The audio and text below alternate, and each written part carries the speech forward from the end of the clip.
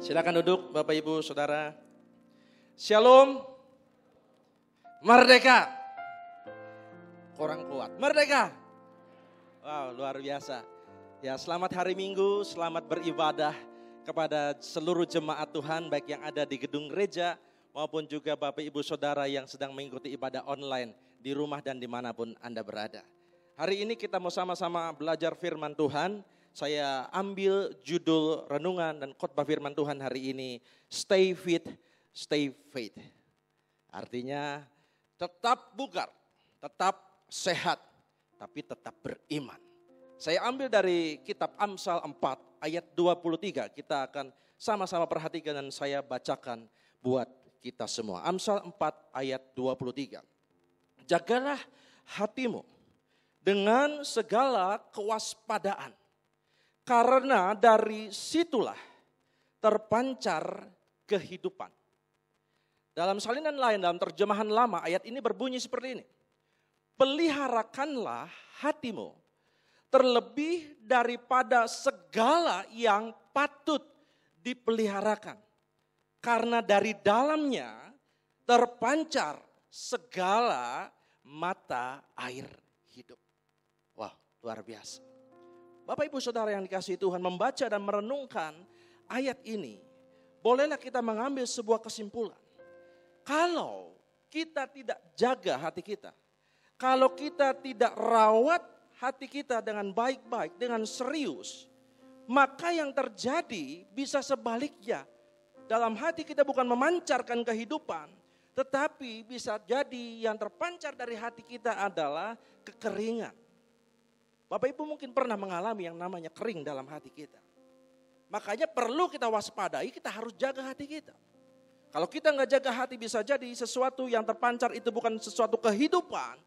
Tetapi bukan sesuatu yang terang, tetapi sebaliknya kegelapan. Bahkan yang lebih parah adalah ketika nggak terpancar apa-apa. Alias kematian. Bapak Ibu Saudara yang dikasihi Tuhan, hari-hari ini sebuah pesan yang sering kali kita dengar, maupun kita sampaikan kepada sahabat, keluarga kita, ke tempat teman-teman kita.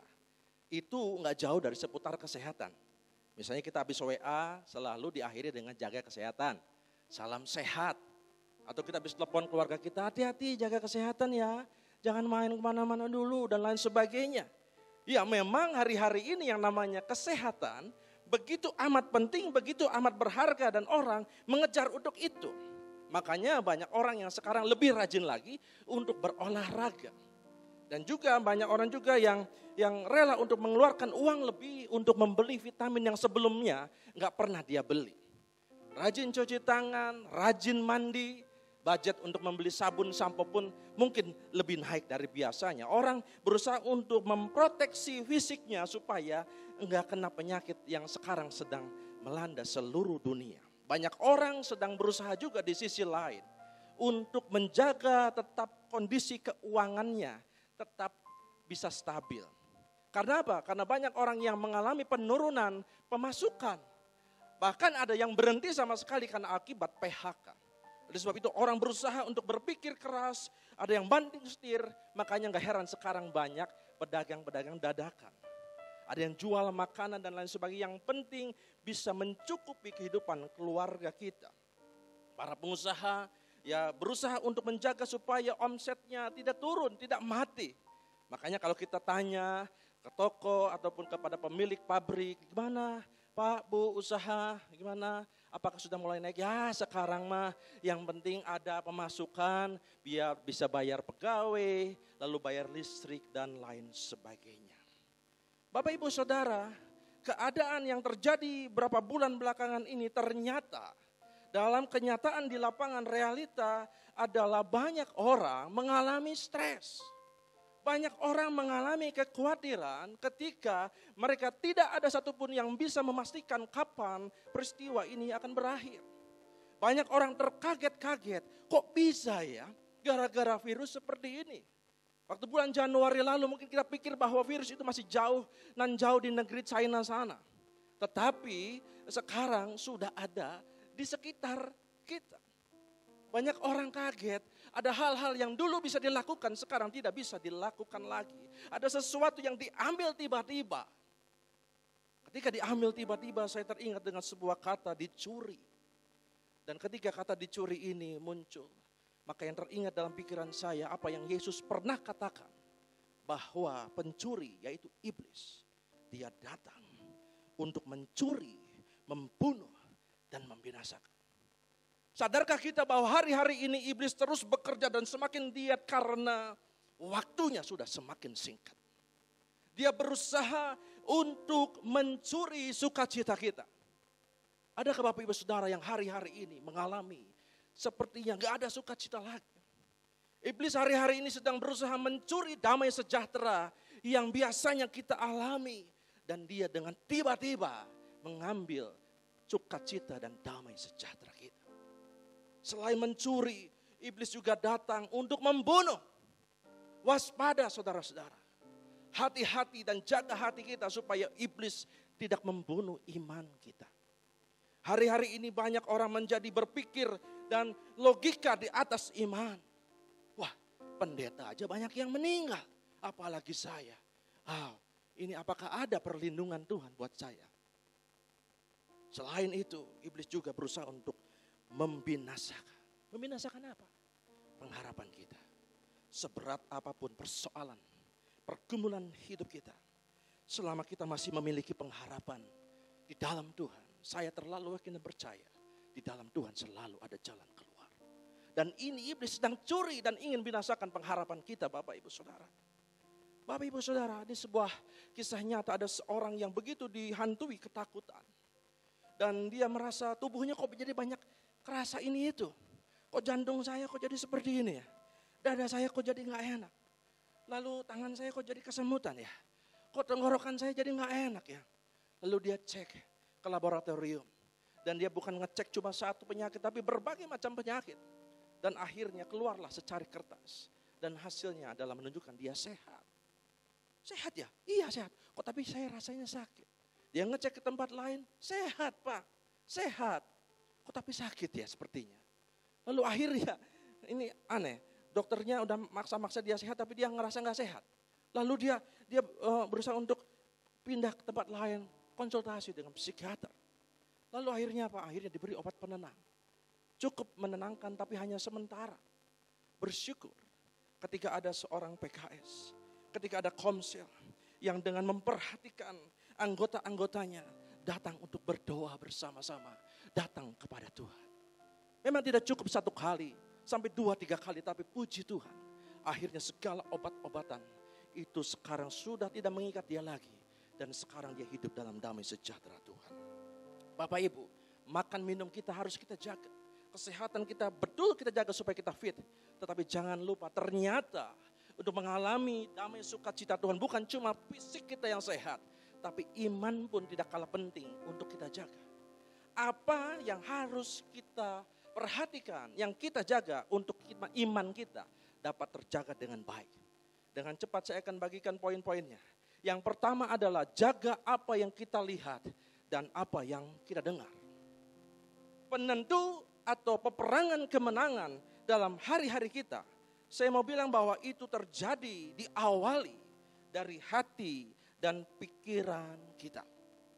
Ketika kita bangun pagi, lalu mata kita melek, kita bisa menghirup udara yang segar. Lalu yang ada di hati dan pikiran kita cuma bilang, Tuhan terima kasih, hari ini saya masih hidup.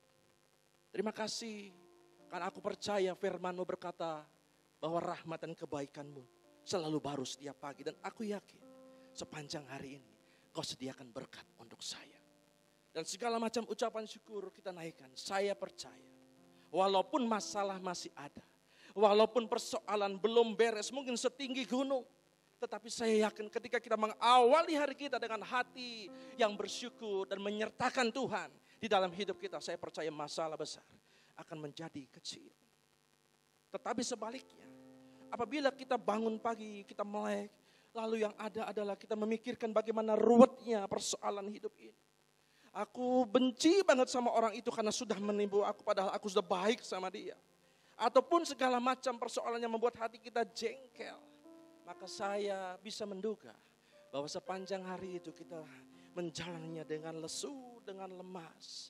Kenapa? Karena hati kita menentukan langkah-langkah hidup kita. Hati dan pikiran dipengaruhi banyak oleh apa yang kita lihat dan apa yang kita dengar. Oleh sebab itu kita harus betul-betul jaga apa yang kita lihat dan apa yang kita dengar. Bukan cuma secara mata dan telinga fisik, tapi juga secara rohani. Sebagai contoh, dalam 1 Samuel pasal yang ke-17. Ketika Raja Saul dan tentaranya berhadapan dengan Goliat. Ayat itu berkata, ketika Saul dan segenap orang Israel mendengar perkataan orang Filistin itu, maka nyambung ke sini, cemaslah hati mereka dan mereka sangat ketakutan. Ketika apa yang didengar mempengaruhi hatinya dan mempengaruhi seluruh hidupnya dan menjadi sangat ketakutan. Bicara mengenai suatu bangsa, Bapak Ibu Saudara, bangsa Israel bukanlah bangsa yang baru pertama kali berperang. Dia punya banyak pengalaman dan pengalaman kemenangan demi kemenangan mereka alami. Dan pertempuran dengan Filistin pada waktu itu bukan pertempuran yang pertama. Sebelumnya pernah mengalami dan kemenangan Tuhan berikan. Tetapi selama 40 hari Alkitab menulis, ketika seorang jagoan yang gagah besar itu yang namanya Goliat mengintimidasi, ada propaganda negatif yang terus dilontarkan. Ada ejekan-ejekan, cemoohan-cemoohan yang terus dilontarkan kepada orang Israel. Dan orang Israel terus dengar, itu membuat hati mereka gentar ciut. 5 bulan ini, apa yang banyak kita dengar? Kita terlalu banyak mendengar berita-berita yang negatif dan menakutkan. Dan mau tidak mau, secara otomatis, sedikit atau banyak mempengaruhi bagaimana sikap hati kita. Pertanyaannya, saya mau bertanya pada Bapak Ibu Saudara, berapa lama kita sudah iring Tuhan? Ada mungkin yang 1 tahun, ada mungkin yang baru 1 bulan, tapi tidak sedikit yang sudah 5 tahun, 10 tahun, 20, bahkan lebih daripada itu. Dan pertanyaan kedua, selama kita mengiring Tuhan, berapa banyak kita sudah mengalami kedahsyatan dan kebesaran Tuhan? Saya terlalu yakin. Saya mengalami dan saudara pun mengalami. Ada hal-hal yang rumit mungkin. Yang secara logika tidak mungkin saya bisa selesaikan. Tetapi oleh karena tangan Tuhan. Yang membuat segala sesuatu yang tidak mungkin menjadi mungkin. Dan saya percaya pengalaman itu pun pernah kita alami semuanya.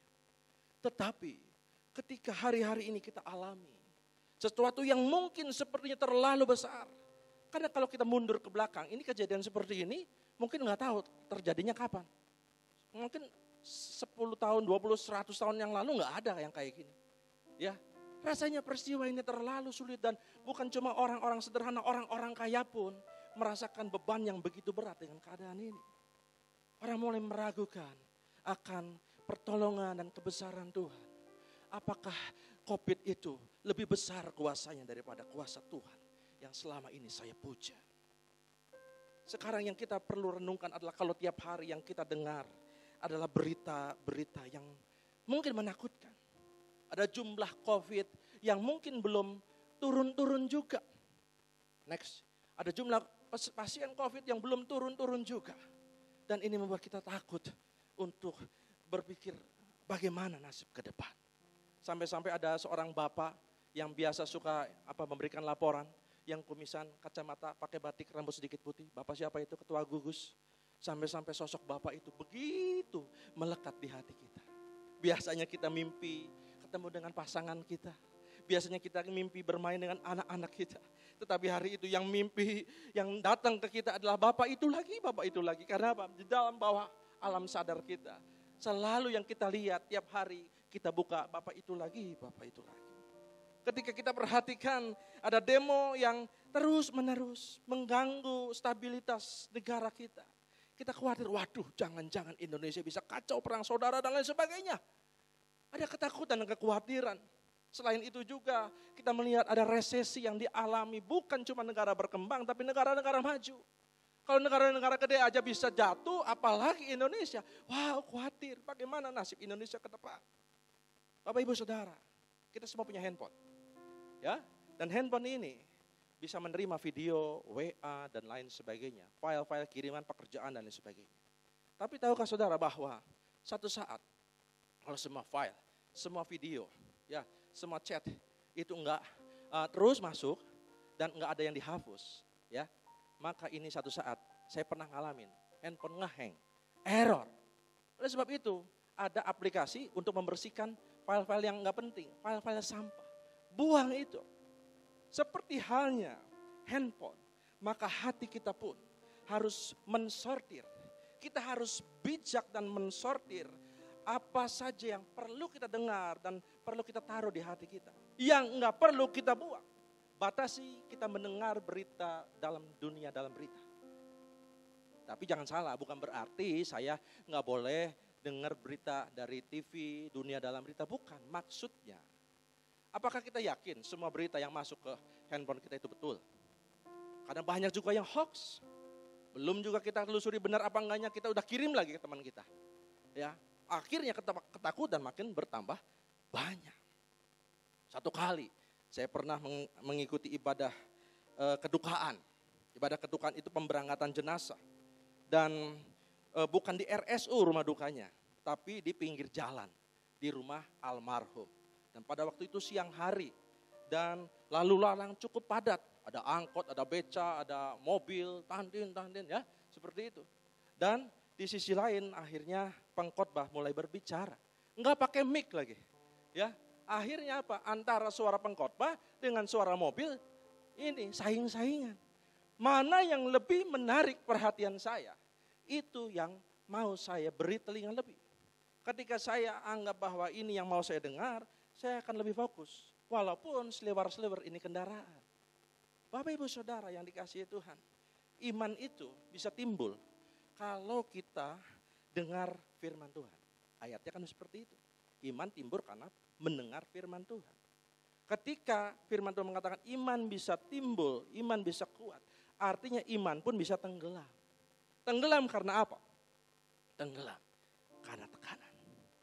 Ada banyak tekanan-tekanan hidup yang membuat akhirnya logika kita naik ke atas, iman kita semakin merosot ke bawah. Sehingga kita mulai meragukan akan kebesaran Tuhan kita. Dalam Markus 5 ayat 27, next. Ada sebuah kisah yang bisa menginspirasi kita. Ada seorang wanita yang sudah 12 tahun pendarahan. 12 tahun itu bukan perkara mudah, perkara pendek. Cukup panjang dan ini sangat melelahkan dan sangat-sangat memberikan penderitaan dalam hidupnya. Sakit sebentar aja seperti ini, itu lemes, apalagi 12 tahun. Dan Alkitab menulis bahwa dia sudah berobat kemana-mana, nanti bisa baca di rumah. Ke berbagai tabib yang terbaik mungkin pada saat itu. Tetapi Alkitab menulis keadaannya tidak membaik, malah makin memburuk dan uangnya habis.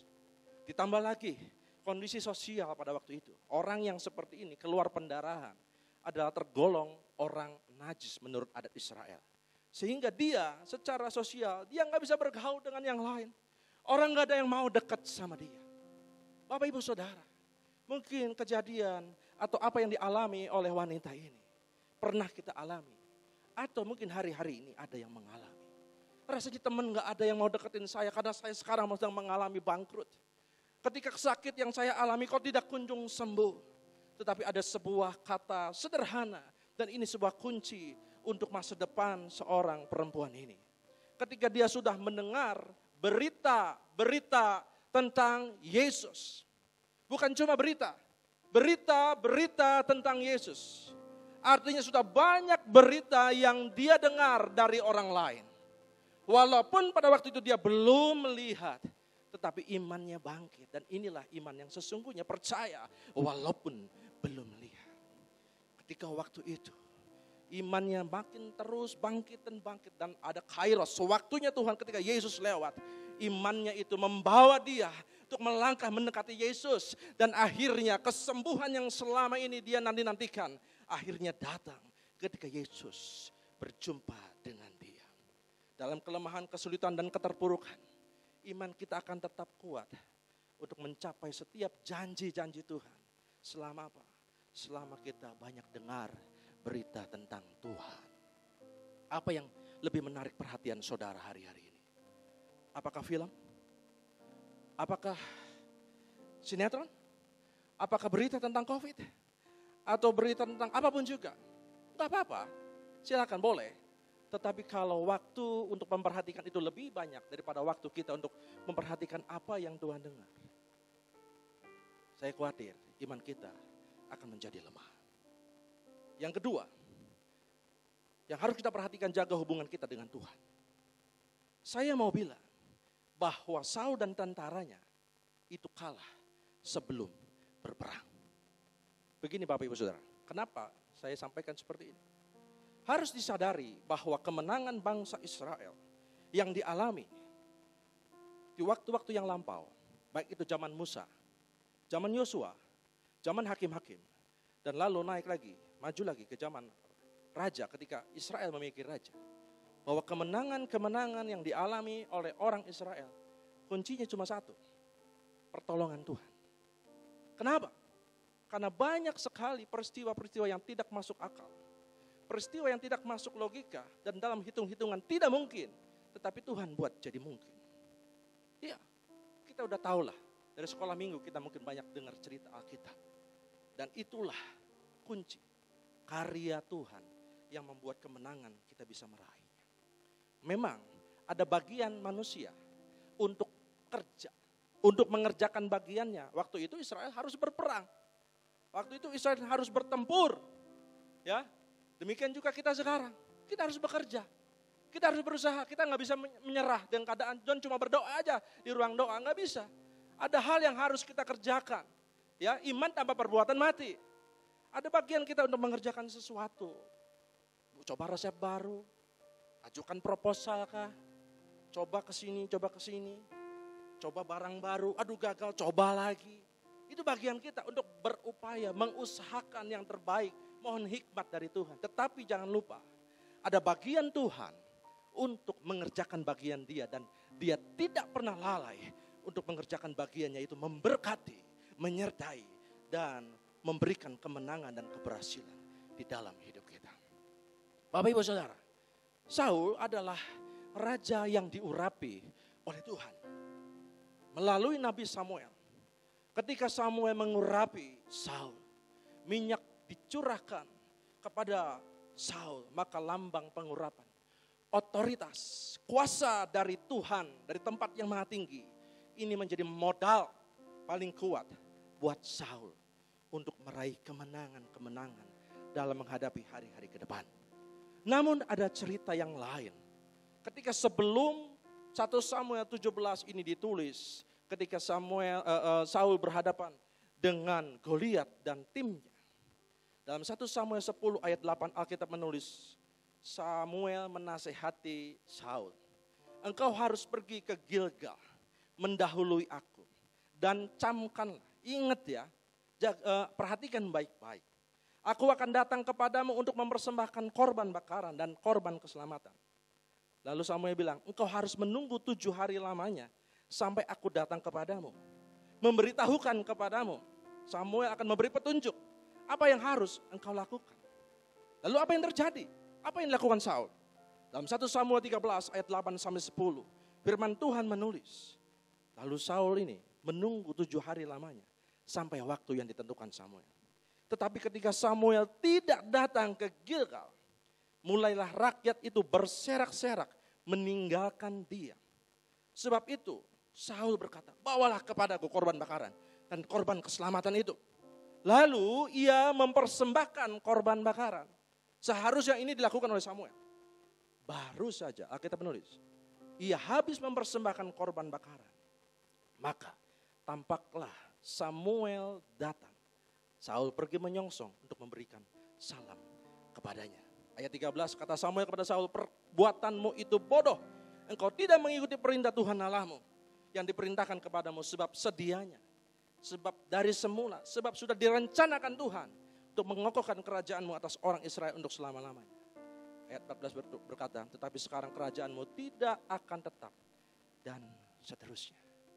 Ada hal yang Saul melakukan segala sesuatu itu atas kehendaknya sendiri, dalam bahasa Jawa mungkin gerasa gerusu, dia tidak taat dengar-dengaran apa yang menjadi nasihat dari Tuhan. Dia berjalan menurut caranya sendiri. Lebih baik kita menunggu sebentar di kaki Tuhan daripada kita harus gerasa gerusu, tapi akhirnya semuanya menjadi berantakan.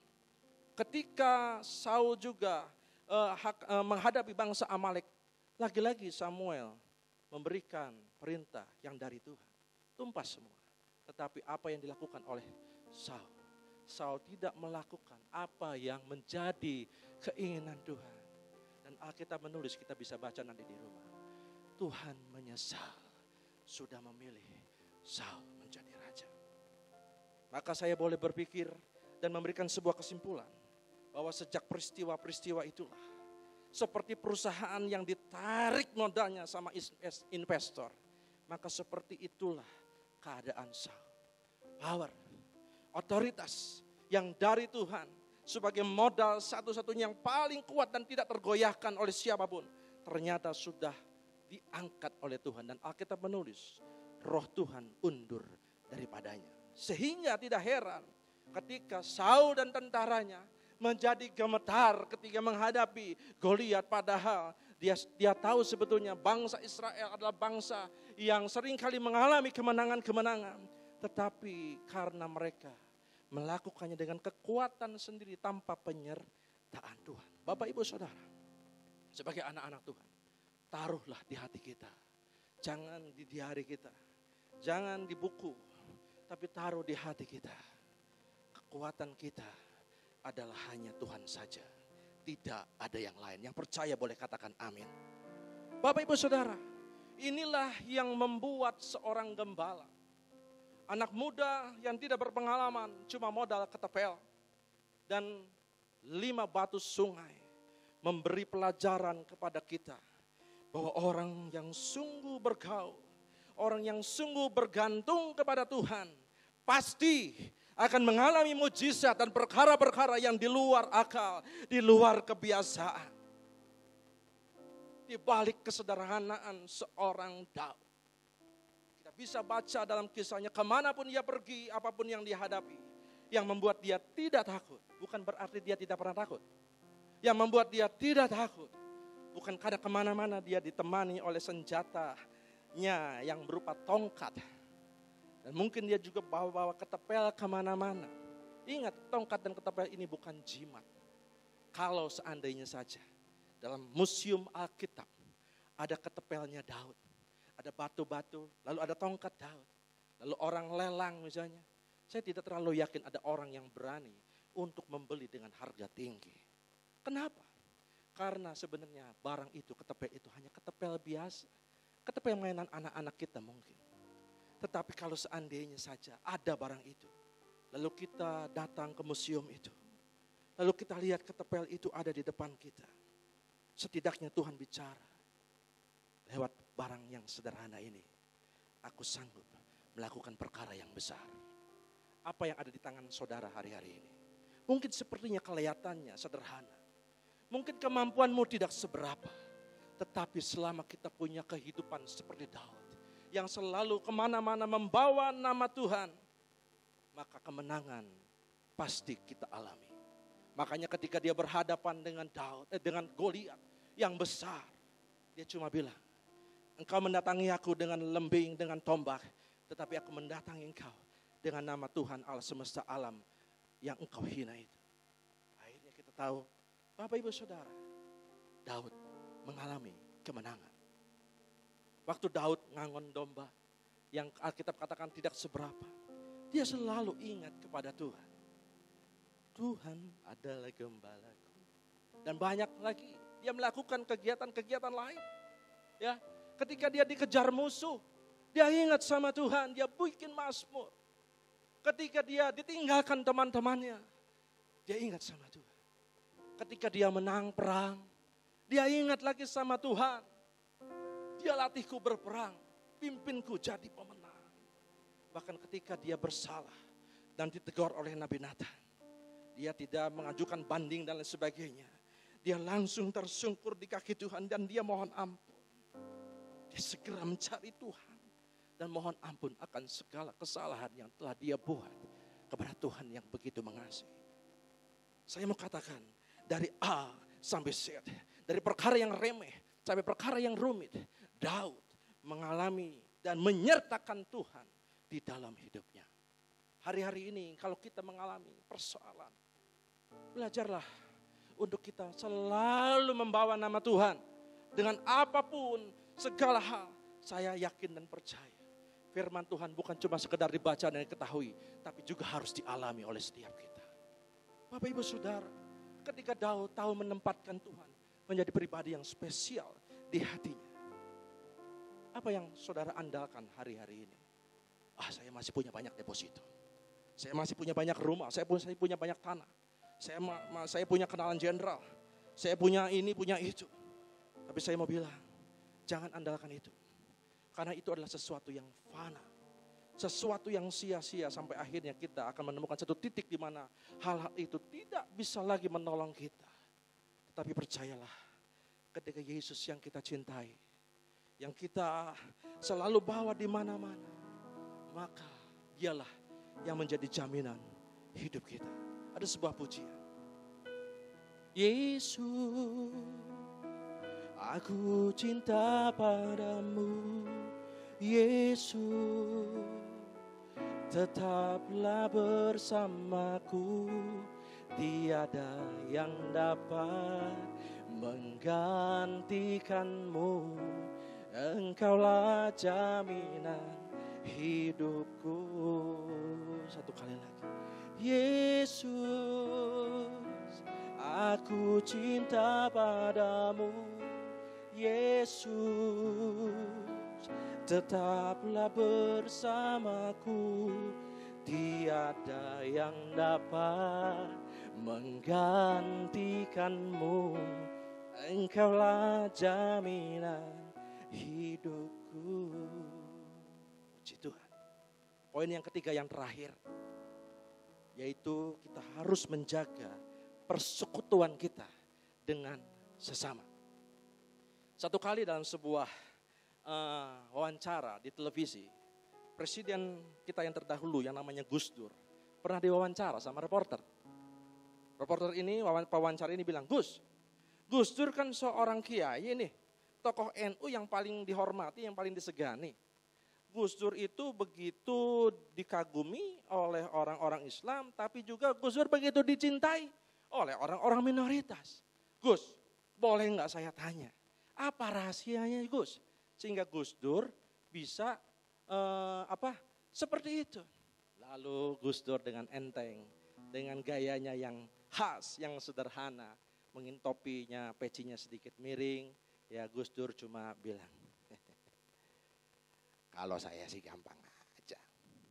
Buat saya, yang namanya satu musuh itu sudah kebanyakan. Tapi yang namanya teman 1000 ya masih kurang. Gitu aja kok repot. Ya, kurang lebih seperti itulah. Ya, tapi saya nggak mirip Gus Dur kan? Ya, itulah prinsip seorang Gus Dur. Ya, prinsip seorang Gus Dur yang bisa masuk kemana saja dan dia tahu betul yang namanya menjaga hubungan persekutuan dengan sesama. Itu adalah hal penting. Pelajaran dari seorang Saul ketika dia membiarkan sifat iri, sifat iri berada di dalam hatinya. Iri itu seperti virus Bapak Ibu Saudara. Virus yang merusak hubungan dengan sesama. Kadang Alkitab menulis, sebab di mana ada iri hati dan mementingkan diri sendiri, di situ ada kekacauan dan segala macam perbuatan jahat. Ketika para wanita bernyanyi, Saul mengalahkan beribu-ribu musuh, tetapi Daud berlaksa-laksa, maka Saul menjadi amat marah dan menyebalkan hatinya. Demikian Alkitab mencatat. Dan ayat yang ke-9 berkata, sejak hari itu, maka Saul selalu mendengki Daud. Karena rasa iri, potensi Daud yang dianggapnya itu sebagai ancaman. Padahal ini kelebihan Daud Bapak Ibu Saudara. Tetapi Saul memandangnya dari sisi negatif. Dan ini tentu saja menguras energinya. Menyedot energi positif dalam hidupnya. Dalam menjalani kehidupan, kita bukan saja harus menjaga hubungan yang baik dengan Tuhan seperti poin kedua tadi. Tapi juga kita harus menjaga hubungan yang baik dengan sesama. Membangun relasi itu sangat-sangat penting. Kalau sama tetangga kita nggak akur. Sama saudara nggak mau saling bantu, jealous. Wah, itu kakak saya, itu koko saya dapat gede, saya mau begini. Ngapain saya bantu dia? Saya mau kita mah kita saudara mah saudara, duit mah beda. Atau segala macam. Sama orang tua kita nggak mau dengar nasihatnya. Bahkan melawan, menentang. Bahkan berkata-kata yang tidak sopan kepada orang tua. Coba, kalau hal yang seperti ini yang dilakukan oleh seseorang gimana coba? Dia mau jungkir balik berdoa, saya agak ragu. Tuhan dengar nggak doa dia? Masih mending kalau kita jungkir balik. Kalau kita jungkir lalu nggak bisa balik lagi gimana? Karena Tuhan, kamu kayak orang rohani aja sama papamu, kamu nggak hormat. Sama saudara nggak mau akur. Bapak Ibu Saudara, saya mau tanya, kalau kita senang gaul sama yang gimana? Sama yang ramah, apa sama yang judes? Sama yang mau menang sendiri, atau sama orang yang senang berbagi? Mau sama-sama? Sama orang yang sombong, yang ngomongnya setinggi, tapi padahal nggak ada bukti? Atau sama orang yang rendah hati, tapi hasilnya jelas? Ya, kita tentu saja harus menjaga hubungan yang baik dengan sesama. Dan kita pun harus berperilaku baik. Karena jaga hubungan baik untuk hal yang kita dengar, yang kita lihat, itu bagus. Jaga hubungan dengan Tuhan, itu perlu.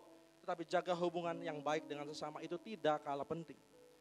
Karena ketika kita bisa menjaga hubungan dengan sesama, lawan kita bisa jadi kawan. Bahkan tidak menutup kemungkinan, saingan bisnis kita lah yang mungkin bisa jadi dipakai Tuhan untuk menolong kita di saat kita sulit. Dan ini bisa saja terjadi. Makanya ketika anak cucu kita ajarkan. Bukan cuma pintar di sekolah kejar ranking. Itu bagus. Tetapi jangan lupa ajarkan anak-anak kita untuk bisa bergaul, bersosialisasi, untuk bisa membangun relasi. Ya. Karena apa? Ketika kita membangun dan mengajarkan kepada setiap generasi kita untuk empati kepada orang, tidak memaksakan kehendak, tidak mau menang sendiri, mau berkorban, menghargai orang, kalau perlu yang nyinyir dikasih tanda jasa, seperti itu. Ya. Daud dan Yonatan adalah contoh kisah persahabatan. Ketika Daud menjaga hatinya, Yonatan kan anaknya Saul, nyebelin banget. Tetapi Daud tetap menjaga hubungan baik dengan Yonatan, anaknya Pak Saul. Sampai anaknya yang kecil, anaknya Yonatan, namanya Mephibosheth, tetap diperhatikan oleh seorang Daud. Jauh sebelum Yesus mengatakan kasihilah Tuhan Allahmu dan kasihi sesamamu, itu hukum yang paling utama dan terutama. Sebelum Yesus mengatakan demikian, Daud sudah lebih dulu ngerti prinsip ini. Jaga hubungan dengan Tuhan perlu, tetapi jaga hubungan dengan sesama pun tidak kalah penting. Itulah prinsip salib. Amsal 16 ayat 7 ayat yang terakhir. Jikalau Tuhan berkenan kepada jalan seseorang, maka musuh orang itu pun didamaikannya dengan dia. Haleluya. Berbahagialah Bapak Ibu Saudara yang mendengar firman Tuhan ini, menaruh dalam hatinya, memeliharanya, dan melakukannya dalam hidup kita. Salam sehat, tetap fit, dan tetap beriman. Tuhan Yesus memberkati kita semua. Berikan kemuliaan bagi Tuhan kita. Haleluya.